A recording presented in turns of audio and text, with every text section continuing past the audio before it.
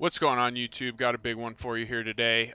Today we ran the 28 Crimson Temples. We've been kind of doing it in increments of 28 to kind of bop around and kind of get smaller scale results for for people to make it more accessible, I guess, right? Like, 100 maps on Crimson Temple is obviously going to probably give you better loot. You'll have more chances at apothecary and things like that.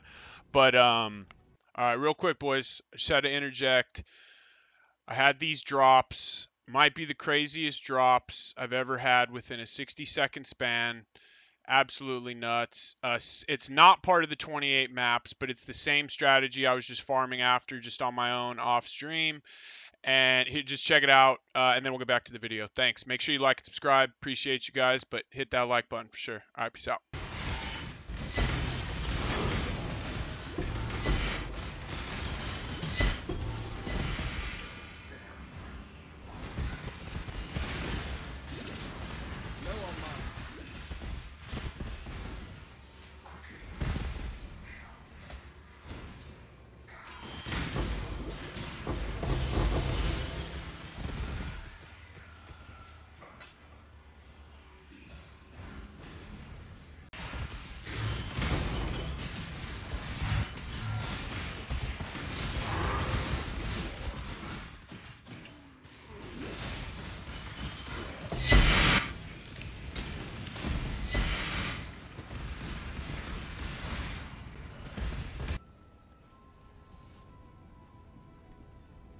At the end of the day, the average person isn't going to be able to run 100 maps in any reasonable amount of time. So 28 maps is doable in, a 3-hour span or so, if you just kind of put your head down and get them done.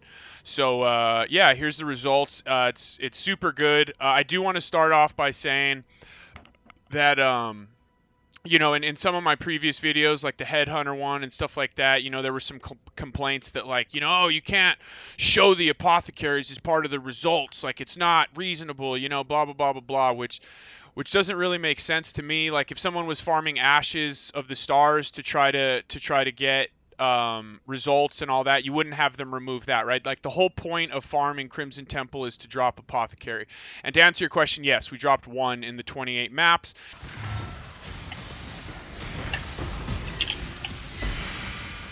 Is that the average? No, it's probably not.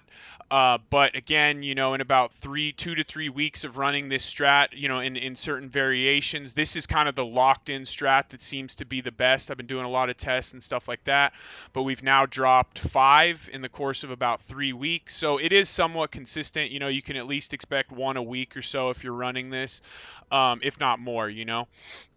So that would be my assumption. I'm sure there's going to be a ton of complaints in the comments and and all that kind of stuff. So, but it is what it is. We did drop one. We'll calculate it with and without the apothecary in there to see if it's worth it, and then you guys can kind of make your own assessment from there. So let's go ahead and dive in here. So here are the results, right? We'll just kind of at a glance. It looks like less than the cemetery and the dunes, right? And it's less stuff, which at the end of the day makes it better, right? Like, I personally, I had less things to pick up. A lot of the items that you pick up are like incubators and stuff like that, where only, a few of them are going to sell. The rest of them you're just going to be, kind of stuck with, like this, right? No one's going to buy any of these ones. They'll maybe buy these ones, and then the div and the currency ones, and that's about it.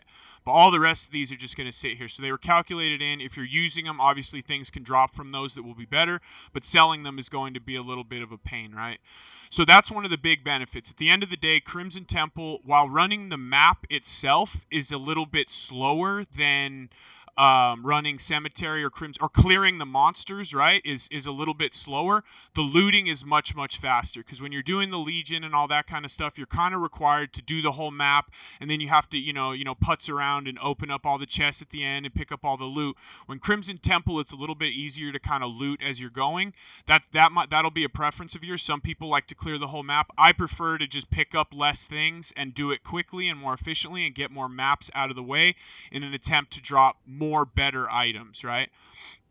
And what I'm going to do is I recorded the last 4 maps just raw. So I'm going to upload that as a separate video. If you're kind of questioning the results or whatever, you want to see what it looks like actually running, that'll be a separate video on my channel. You can go check that out, and it'll just be 4 maps running the Sextants and the Scarabs and stuff that we run, and you can just kind of see what drops. We basically had a good drop, at least the Divine in every single map, so it on all 4, so it was good. And, obviously the results are fantastic. Like I said, we did drop an apothecary here. So that was nice. We had 9 raw divines. We dropped an enlighten, 6 mirror shard cards, divine beauty, 5 enlightens, a patient, which is subpar, and then a fortunate, right? So these were kind of the ones that I kind of pulled out. And then obviously, there's a ton of, voids and all sorts of other stuff like that in here as far as div cards go, right? You drop a lot of Scarabs. So basically this strat turns into currency, Scarabs, and divination cards. That's really what we're searching for. And then, the big ticket unique items. And kind of going back to my earlier point of, you wouldn't want someone to remove the results of someone farming ashes, because our whole goal is to drop apothecaries. Like, that is the whole goal of this strategy. So I don't necessarily think it's reasonable to ask me to remove it from the results. Even still, we'll go through the calculations and you can see it still is profitable, but it's obviously not going to be as profitable, right? Because for it to become, the most profitable map run or map strategy in the game, you kind of need the apothecary in there, right? So it's kind of a whatever, right? And, there were some complaints on the headhunter video about, oh, well, you're duplicating divination cards and people can't expect to get the altars. Well, okay, well, how many things do I have to remove from my strategy for it to be reasonable? Do you want me to just Alk and go and show you what that does? Because you're probably already doing that, right? If you're in there complaining about these things, maybe your build isn't good enough to run altars or whatever the case is, right? But this is for a build that's fairly powerful, that can, survive decently. Like, I'm magic find, right? And I'm not an insane magic find either. I've kind of leaned on the more hybrid approach. So we only have 64 quant and 165 rarity, which I know people are going to freak out and be like, you can't do that, But I personally, my strategy is I like to be efficient. I like to have a powerful build. I don't want to die a lot. Because, yeah, you might have 100 quant and 300 rarity, but you probably have less survivability, right?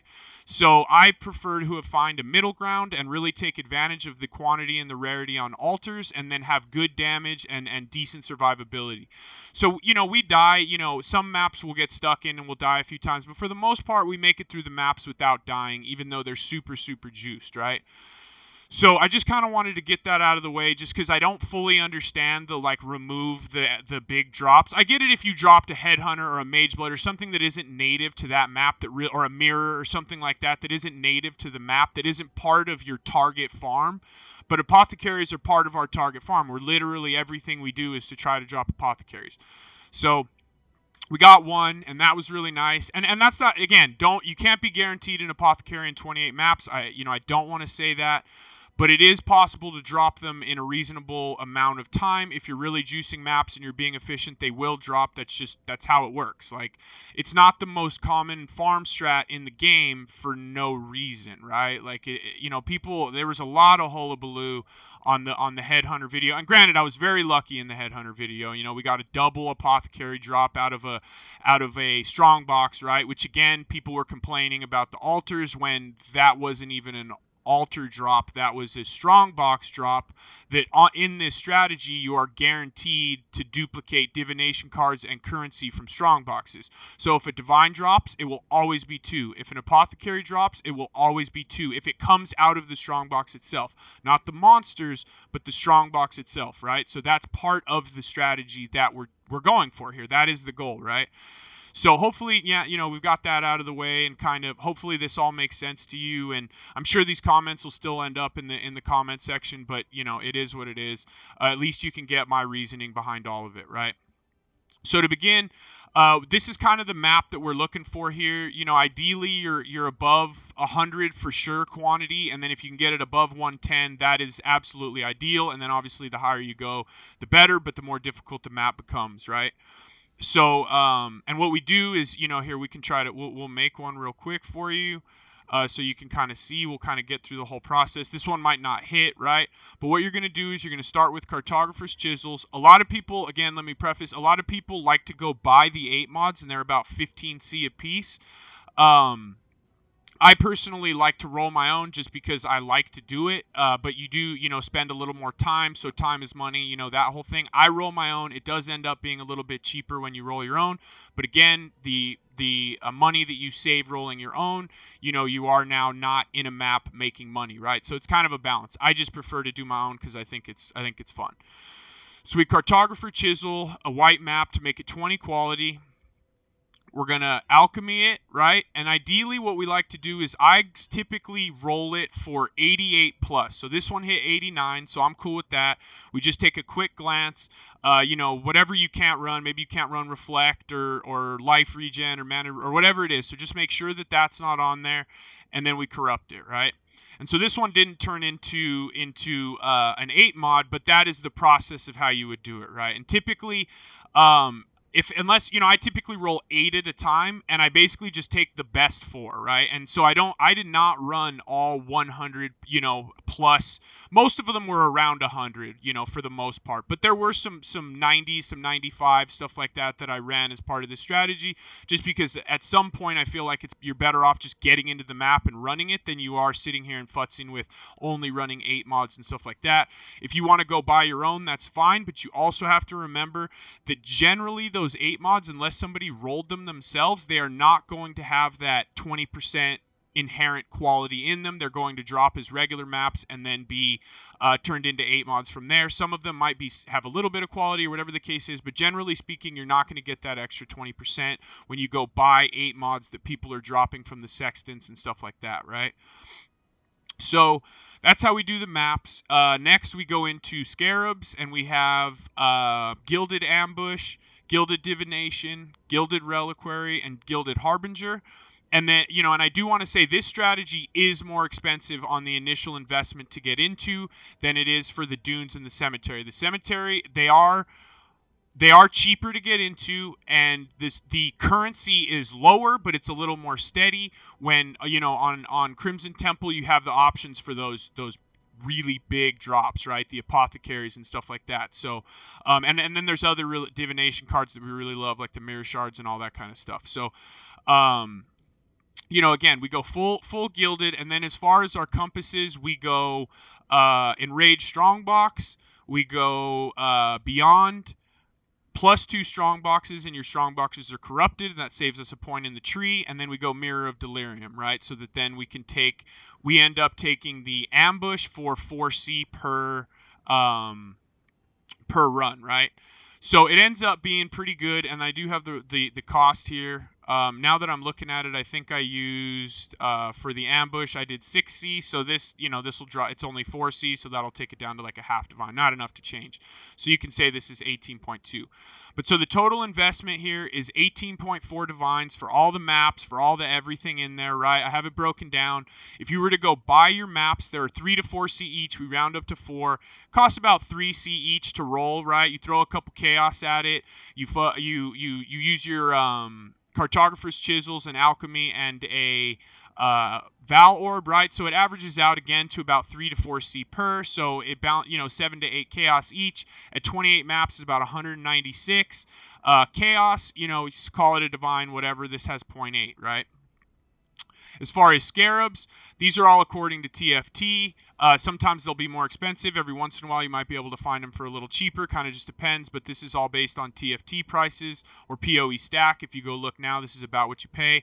So for the Divination Scarabs, about 20C each, 28 a piece. That's 1,160 chaos, about 5 divine. Ambush, 8 chaos a piece at 28, 224 chaos, about a divine.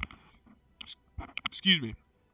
Harbinger, 7C, 28, 196, about a divine. Reliquary, 8C each, 28, 224, about a divine, right? So that's give or take. We just round up because, again, some are a little bit higher, some are a little bit lower. So just to keep the numbers a little more simple, right? Now, the Enraged Strongbox, which is a big deal and makes a big difference, right, is 230C each, so almost a divine. I did calculate this at 240 per, so again, give or take, depending on what the market is at the moment, this might be, 17 and a half divines. It might be up to 19 divines, but you're looking at about a 17 to 19 divine range for the full investment. So 7 of those, right, is about 6.7 divine. The +2 strong are 8C each, so about 56 chaos. Those are really cheap. Mirror of Delirium, 30C times 7, 210, about a divine. The Beyond, which are a little more expensive, 60C each times 7, 420C, about 1.7 divine, right? So, and then the Ambush, again, I calculated it at 6, but we'll leave it at that just, for market inflation and stuff like that. Throw a couple extra C in, calculate into the maps, whatever, about 0.7 divines. So that takes us to, again, about 18.4 divines for the initial investment, right? So it sounds like a lot right off the rip, it does, especially if you didn't get your apothecary or whatever. But now let's look at the results here. So we have, here we go. So here's the stash view. So basically it totaled to 122 divines with the apothecary in there. So it says the apothecary is 73 divines. So that leaves us about a 50 divine if you have to freak out and remove your apothecary because it's not fair or whatever the case is, right? Even though that's what we're farming. So you're looking at about 50 divines, but again, when you add that in there, it absolutely blows the other strategies out of the water. So if you're going to run 100 maps on those other ones, let's say hypothetically you can drop an apothecary every 100 maps running this strategy, you will end up being way, way above what you would be on the other maps, because it was about what? It was about 12 to 14 divine investment for Dunes and Cemetery respectively, right? So it's still a decent little investment. You're only investing about 6 divines more, and we net, I believe it was 48 divines on Dune, and we net 52 divines on Cemetery, and that was with 5 Brothers Gift, right, that we dropped on Cemetery. So again, I don't know if you need to remove those too, right, because those are the big drops, whatever. So if you remove those, now that it goes way down, right? If you remove the fortunate from based on that logic, right? If you remove the fortunate, the target farm that we're looking for, then you lose another, whatever 6 divines or whatever we got out of that, right? So at the end of the day, this strategy, if you're willing to invest and you're willing to put in the time, there is, in my opinion, nothing in the game that even comes close. That's just my humble opinion, right? Like, you drop an apothecary, that's it. Everything's paid for. You have now beat out the entire strategy on Dunes and Cemetery. Yes, I get it. It's very rare, but you've beat out the entire strategy with 1 drop. Everything else is all just gravy, right? So, we got 6, 7 years bad luck. That's about 12 divines. We got 9 raw divines, 58 awakened sextants, a little over a divine, etc., right? So, you get a screaming invitation every 28 maps. So that's kind of a guaranteed drop, a free divine right there. And then, ancient orbs and all that kind of stuff. So it was very, very profitable. And clearly, again, with the apothecary, but then again, even if not, right, 18 divines, say you're at 50 divines without the apothecary, right, that leaves you with what, 32 divine profit, which is less than what it was on Cemetery, but more than what it was on Dunes, right? Even with the investments being less on those maps. So again, with the apothecary, it just skyrockets the profit through the roof. Nothing will even compare to this strategy. And like I said, running this strategy incrementally, getting more and more juiced. Early on, we didn't have any rarity or quantity, so we were focusing solely on pack size. That's how we did it early, because we didn't have a magic find. We were on our league starter. Once we dropped our apothecaries, we then started our magic find, right? And now we're doing that. So that's the results. Very, very profitable. A lot of fun. Obviously, it's fantastic dropping apothecary. Like, it's the most fun strategy in the game, in my opinion. This is the strategy that I've been running for the last 2 to 3 leagues. I can't remember when apothecary got brought in, but it's something like that. And it's clearly very, very profitable, especially if you can drop one. Profitable even if you don't, right? So now let's just jump into the Atlas tree so that I can kind of explain what we're doing here. And again, as far as all the other resources, I'll put my POB in there. Obviously, we have some money invested in the tree, with a massive ring, and, we have a decent elegant here and stuff like that. But You know, I'll put this in there if you guys are interested in trying to mimic the build. I am on Assassin this league as opposed to Deadeye, and Assassin feels awesome, especially when you can add multiple projectiles just right in your tree, and then you just basically get that ascendancy from Deadeye. So it feels really good. If you guys are interested in trying the Assassin, I'll put this in the description so you can take a look and maybe give it a go. But let's get into the Atlas tree.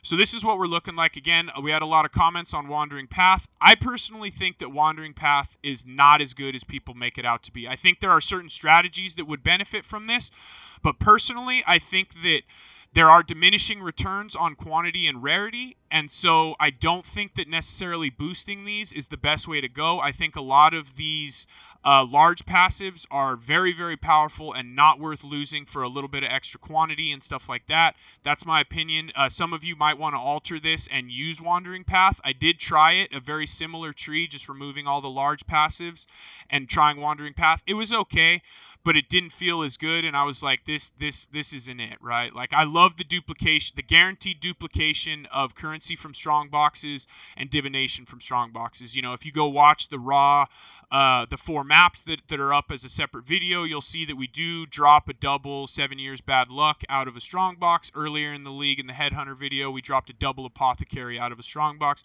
which again is guaranteed, has nothing to do with altars, nothing like that. Multiple double divine drops in both the videos, etc., etc., right?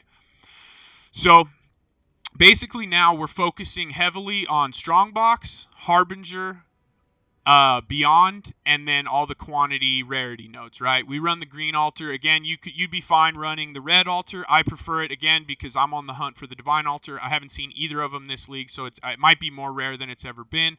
But you also get the unique duplication. You get the currency divination card drop, which 7 years bad luck. Mirror shards is considered basic currency, so that causes that card to drop more often, right?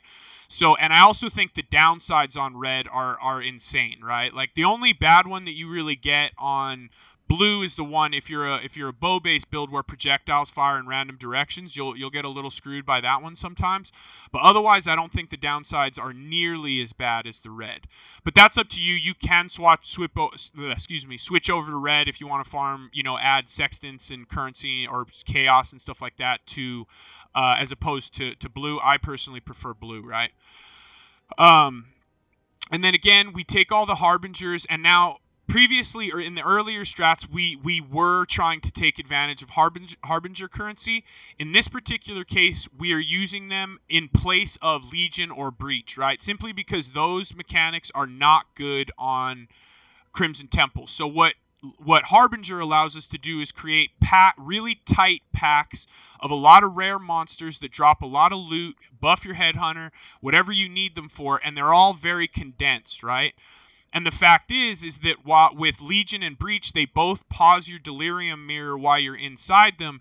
Killing a Harbinger boss pauses the Delirium Mirror for, I don't know what the exact amount of time is. If somebody knows, I would love to know the answer to that. But it actually pauses the mirror once you've killed it.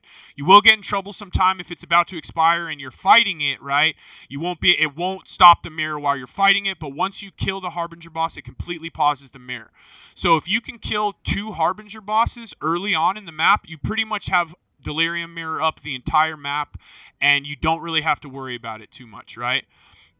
About, you know, trying to keep it alive or running off or leaving something behind so that you can keep the so that's kind of what we're looking for here, right? Is we're not obviously the fracturing shards and all the exalt shards and stuff like that are a great bonus, but that's not necessarily what we're looking for, right? Like, we just want more monsters. We want to replace the Legion mirror stop or the Breach mirror stop and have just a lot of monsters in a nice condensed little area, as opposed to having Legion strewn all over and you're trying to run through the hallways, or Breach, you know, if Breach spawns in a corner, you know, then you lose a whole, you know, 2/3 of the breach itself, and it just expands into the map, right? So you don't get much out of it anyways. So Harbinger, I think, is the best for Crimson Temple, simply because it consolidates all the monsters into a tight little ball. They keep respawning over and over and over. There's a lot of rare monsters in there, so it'll boost your headhunter.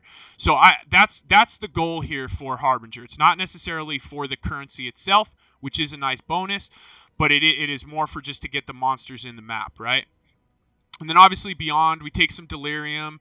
We take the full beyond node, We take a little bit of delirium here just for the cluster jewels. I've been having pretty decent luck dropping 84 plus cluster jewels. We made pretty good money on those. I don't think we got any this time, but it is pretty nice. You could swap it over to delirium orbs if you're more interested in that, or maybe even drop it into more delirium reward progress, right? That's kind of up to you what you're feeling. I kind of swap, but this is what we ran for this one. And I do like dropping the cluster jewels. So, and then obviously we have the strong boxes here, and then we use the 7th gate so that we can open at the ambush craft on our Atlas bench, right? So then we take all these little guys down here to be able to unlock that. And then we use singular focus simply because, number one, I don't really care about all of the other maps, but it'll convert all of those other maps into basic currency. And you have to remember that divine orbs, exalted orbs, mirrors, those are all considered basic currency.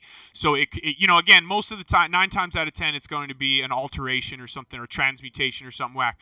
But on occasion, you do get the divine, you do. And I was running a cartography Scarab when I dropped my mirror, so that very well could have been a map to currency convert. We'll never know. I wish there was a way to find out. That would be really dope, but there's not, so we'll never know. But it is possible, right? That is a possibility. So so that's the tree, guys. It's fairly simple, but it's working really well for me. This has felt like the best tree that I've had almost maybe ever. Last league on my Magic Find, I think we dropped like 16 apothecaries, something like that, solo. And I think if we keep playing as long as I played last league, I think we're at pace to beat that with this strategy. But we'll see. So that's that, guys. And I'll put the Atlas tree down in the description. I'll put the POB. I'll put all that kind of stuff. I'll put the link to the 4 raw maps that we run, so you can kind of go see how we do it. Just to kind of, TLDR, I basically try to come out and I go left and right at the base of the map. I try to find a Harbinger boss and I clear that, and then I basically just S through the whole map. If you get the 1 or 2 Harbinger bosses early, it allows you to be a little more nonchalant. You don't have to worry about the mirror catching up with you and all that kind of stuff. But if you watch the video, you can kind of see my strategy. And there is a couple of the maps I lose the delirium mirror, and it is what it is. I personally am not one to run off or go kill the boss or anything like that. That's my strategy. Boss rushing will be fine if that's what you like to do or you feel like it's better. In some cases, it might be better. But I personally, it doesn't necessarily bother me just because I don't like to backtrack. I think that any form of backtracking slows you down and just keeps you out of your next map longer. So that's my theory. Take it as you will. But that's about it, guys. I mean, that's the strategy. I hope you guys like it. Give me a try. Let me know. I'm sure there's going to be a lot of freakouts. People seem to get really upset when you drop apothecaries and they don't want to hear about it or whatever.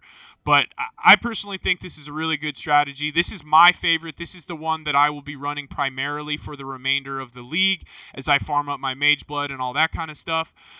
So, again, take it as you will. If you can't run it, whatever the case is, or you prefer dunes, or you prefer cemetery, or you prefer Alkengo, that's all well and good. I respect all of that. There's a ton of ways to make money. This is just my favorite way to make money. We've been having a lot of fun on stream with this. If you want to come out and hang out and stream, I'm basically on all day Monday through Friday. Come hang out. You can see the strategy in action, all that kind of stuff. But please like and subscribe. It really is helpful. It's, showing your support, makes me want to make these videos more often, and then the ones that don't get as much support, I typically kind of move away from, whether it's too much complaining or they just don't get the likes or the views or whatever. I really want to try to figure out what you guys want to see. So if this is what you guys like to see, please kind of, show your support so that I can see that, right?